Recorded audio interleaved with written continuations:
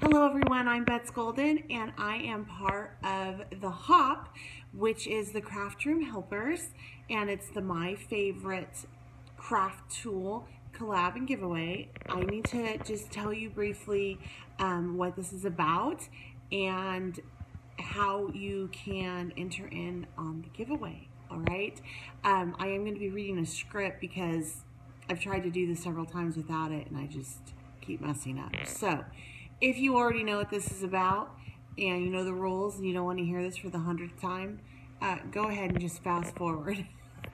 Okay? All right, so here we go. Thank you for joining us for our Craft Room Helpers, my favorite craft tool collab and giveaway. There are 8 of us YouTube crafters that will be sharing favorite craft tools that can help you in your craft room. Each of us will be having a giveaway on our channel, and all we ask is that you subscribe and leave a comment. And we wouldn't object to a thumbs up if you feel we deserve it. I hope you feel that we deserve it.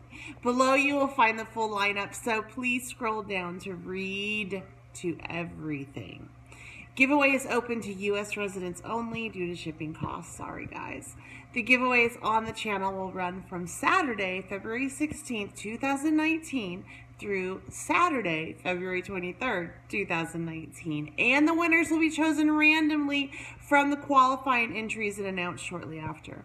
To qualify for individual challenge giveaways, you must be a subscriber and leave a comment on their channel. There may also be additional rules for each channel, so make sure you listen carefully. All right, so that's pretty much what we're doing. I am going to be featuring the Scan and Cut, and I'm going to make with you a beautiful card out of a beautiful stamp set from Simon Says. And I'm going to show you some techniques on how to do that. I would also appreciate it if you could just share the video.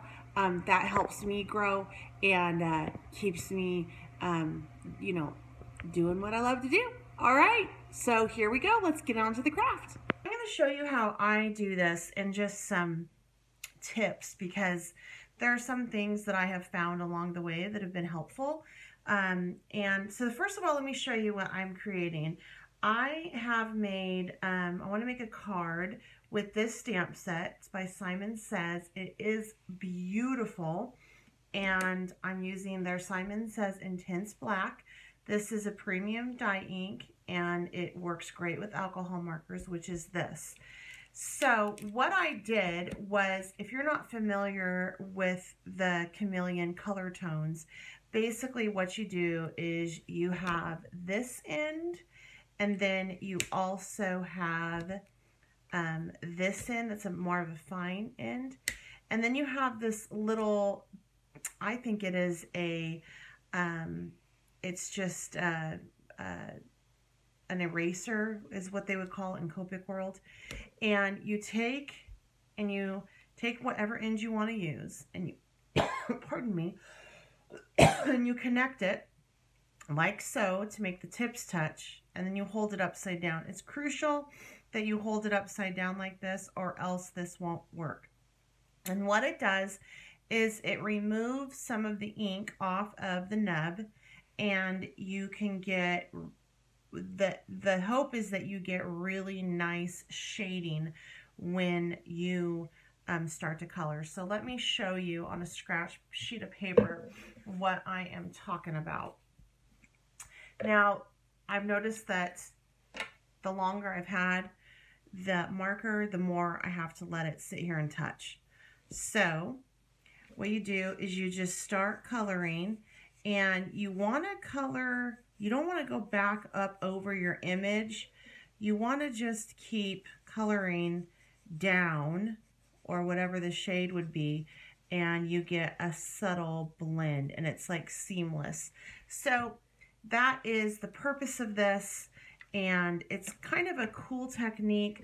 It does take a little bit to work and learn and practice. I prefer it better on larger images and not on the smaller image of these, but it did turn out pretty.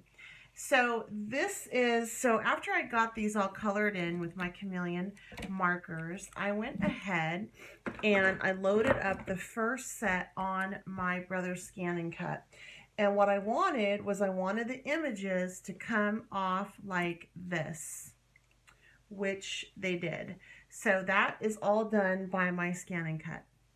So I'm going to show you how I use the ScanNCut, and then we're going to make a elegant card in which I'm going to use pop dots and add some dimension to it, and so on and so forth. So let me clear out my mat. My mat, I have 3 mats. I am relatively hard on my mats, and they can get expensive to constantly replace. When you get your ScanNCut, you will get a little toolkit that comes with some markers, like something to write with or draw with, and then this little spatula. The spatula is life. I also will use my old Cuttlebug toolkit as well, and it works wonderful with this. So just a couple options there. Now, the mats tend to be pretty sticky when you get them, and that can be frustrating because you will lift your image and sometimes tear it because it's so sticky. So you really need to pay attention to how much pressure you put on your image when you lay it down.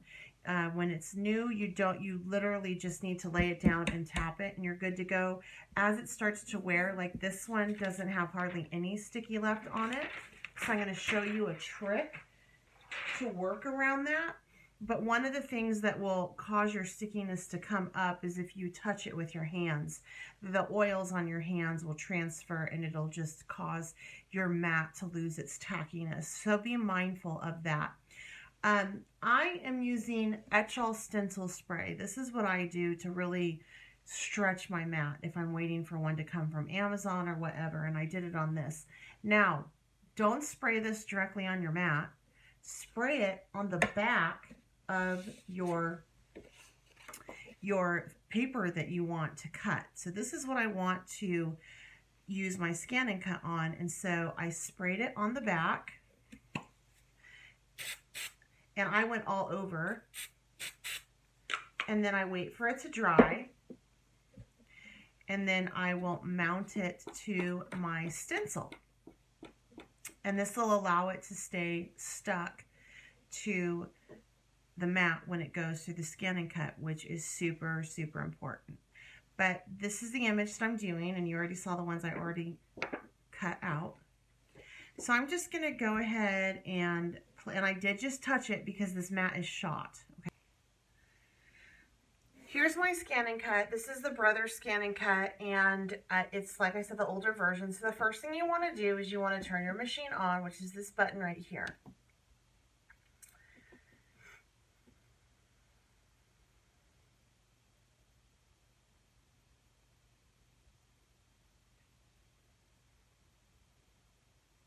From here, you're going to go over and hit this little button off on the side, and it's going to tell you that the carriage and mat need to get into the right position. And so I get my hands away and I go, okay, and then it moves it.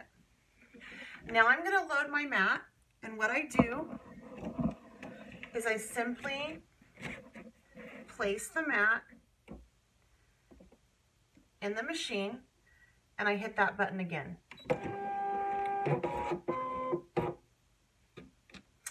I didn't like how that loaded because it loaded a little bit crooked, so I'm going to take it out, and I'm just going to do it one more time.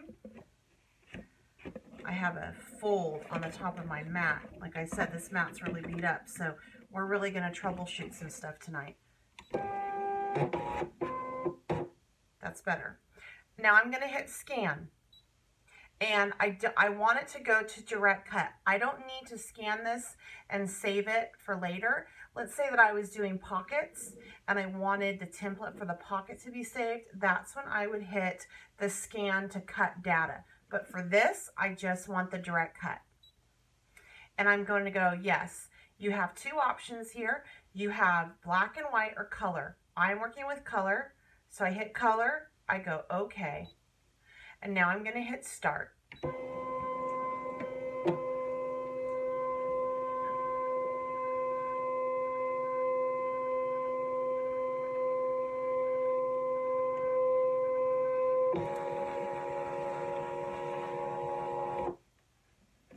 Now Now I'm going to frame my image. This is super important because it allows my cutting to only happen on the paper and not on my mat. So I'm framing down my image to the correct paper size.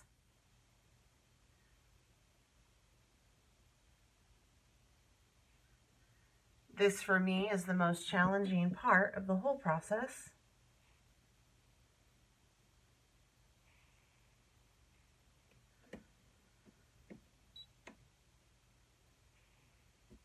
Okay, I'm going to hit OK when it's framed to my liking. Now it's going to recognize it. This does take a couple minutes depending on how big the images are and how detailed the images are. But what it's doing right now is it is scanning it in and showing me my best cut. Now that is what my best cut is. That looks correct, so I hit OK. Now, if I wanted to add a border, I could, but I don't. Sometimes, usually I do. I will add a border and then I will hit that image and it'll take me up to a border size. But for this particular project, I don't want to do that. I want it to cut fairly true. So I'm going to hit OK. Now it's going to process it. And now I'm going to look at it, make sure it's all lined up, and I'm going to hit the cut. I'm not hitting the drawing, I'm hitting the cutting because I want it to cut. Then I hit start, stop.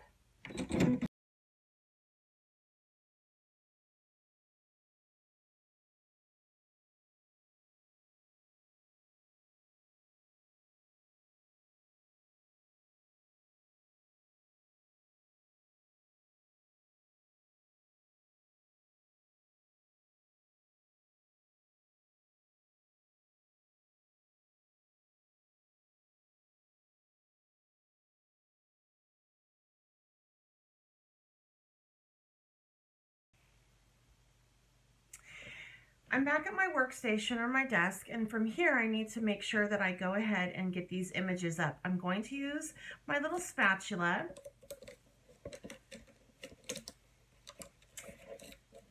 And again, you only want to use that adhesive if your mat is shot. If you still have life left in your mat, don't use the spray adhesive that I did. That is something to do when your mat is totally shot, okay? So just please be mindful of that. I'm going to go to the biggest area of the image and I am just going to lift it up. If I go to the smallest area, there is a chance that it could tear, and I don't want that. The plastic top that it came with, the cover, I don't know what it's called. I'll show you. It's this little Dumaflunking.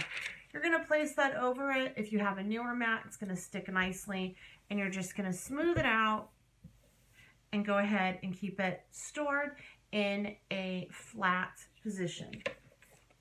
So from here, I want to go ahead and make the card for one of you. If you know the rules, you know what I'm talking about. And so I'm sorry about that glare. So I'm going to go ahead and just make the card. And I am using, I think that these colors would be beautiful on a silvery black drop. So let me lay these out, and I'm going to layer these images out onto the front of this card. This is going to be, once I have that figured out, I'm going to lay down the first, and I think I like it like so, and I can do my high down here. All right, now for this, I am going to put some pop dots, and I am using the Peel and Stick foam squares from ThermoWeb. They're black. This always, I think, looks a whole lot better than white. I just like the black better than the white pop dots. And since this is a nice quality, I've gotten pop dots on sale at my my big box craft stores, and they're not as good, I don't think. So, all right. And the reason why I'm doing this on Pop Dots is because I want to layer, and I may tuck things underneath of my image as I layer. I don't know. I may not. We'll see. That's good and sticky.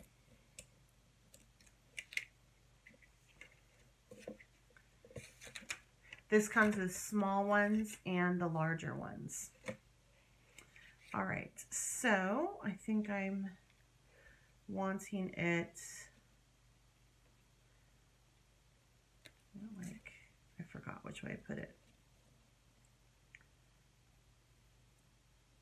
We'll do it like that.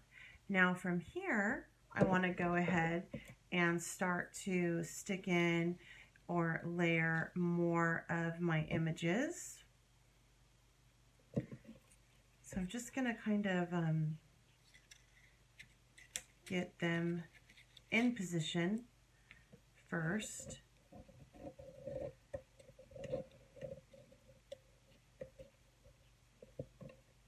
I like those where they are.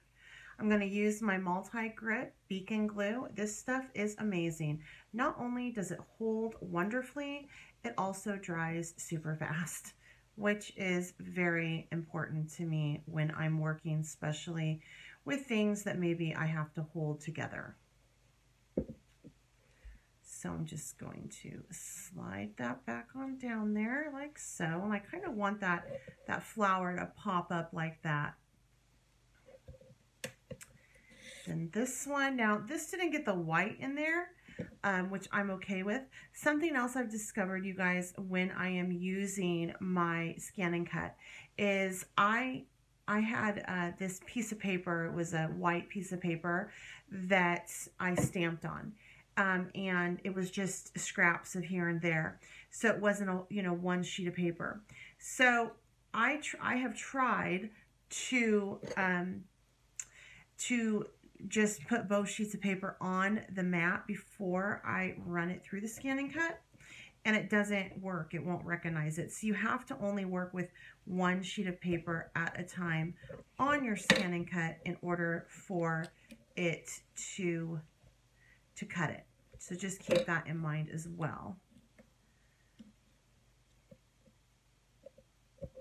Okay, so from here, I do want to pop in some of these leaves. I'm thinking that I want to do some up here. I have 3 sets of these leaves, and so I know that I want to do some of these flowers on the top.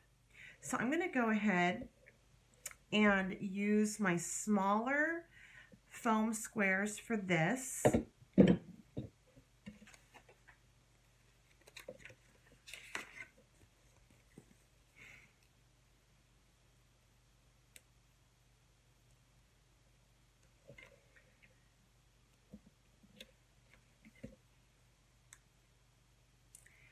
And what I'm going to do is I'm going to place this down, and then I'm going to place my 2 other flowers that I have kind of randomly over this.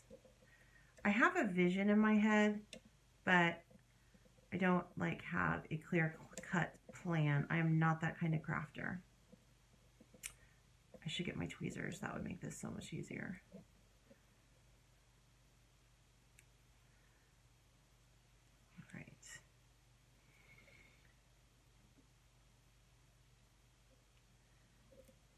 Okay, so I had some white space up there. Just decided that I wanted to cover that little white space up right there. Let me do this one.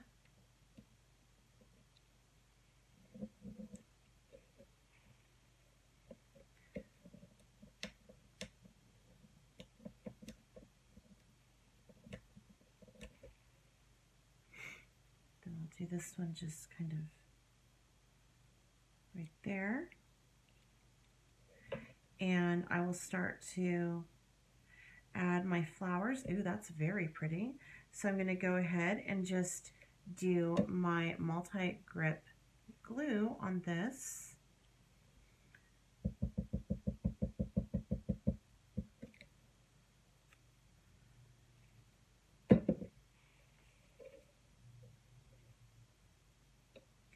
My dogs bark. I apologize. They always go kind of crazy in the evening. Ooh, that's really pretty. That's coming along really nicely, that pretty bouquet. And then for this one, you know, maybe I can put it off over down here on some pop dots. I really like that one right there. So I think I'm going to put this one on some pop dots.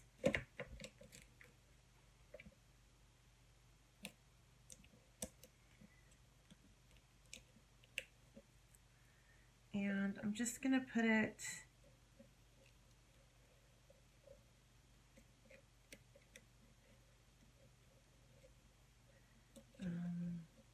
right there.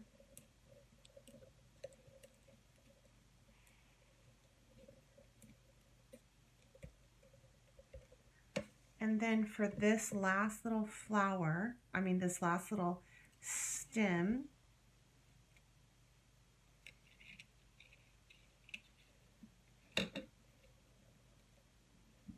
oh, I love it right there. I don't want to do any pop dots on it, but I am doing it on the glue, on the glitter, so I do need to use my multi-grip.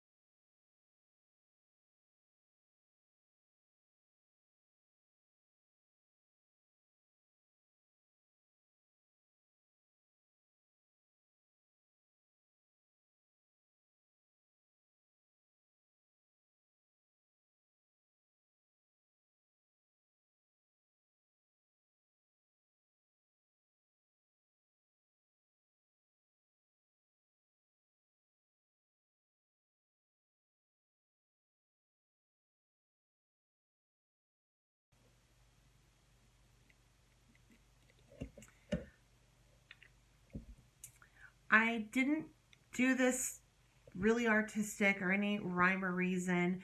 I literally just kind of went from how the flower grew and just laid some color out. I just kept squeezing the bottle, and if it didn't flow perfect, that's okay. I just kept going with it.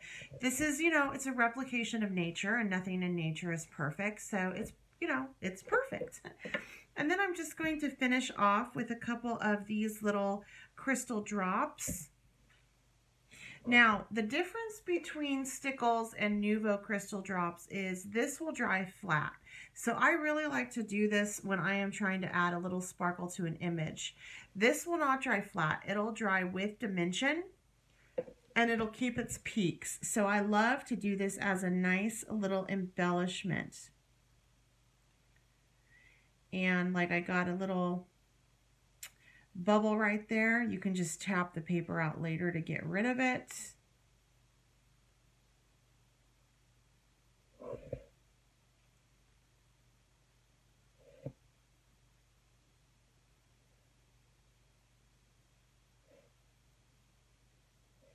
And there we go. So that's the card that I created featuring the scan and cut and how much I love it.